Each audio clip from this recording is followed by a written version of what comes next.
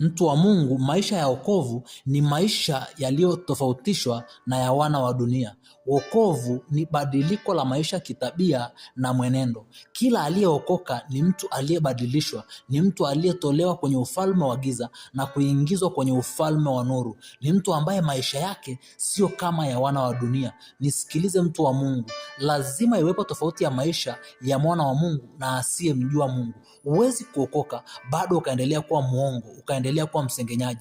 Huwezi kuokoka bado ukaendelea kuwa mlevi, ukaendelea kuwa mwasherati, ukaendelea kuwa mzinzi, ukaendelea kuwa mshirikina, ukaendelea kuvaa mavazi ya kikahaba. Kila aliyeokoka ametofautishwa. Nisikilize mtu wa Mungu, wokovu sio kuwa na dini, wokovu sio kwenda kanisani, wokovu ni kuwa na mahusiano binafsi na Mungu. Hebu badilika leo, okoka leo, maana Yesu anakaribia kurudi. Okoka leo na uishi maisha matakatifu ili usikose mbingu. Kosa vyote lakini usikose mbingu, mwana wa Mungu.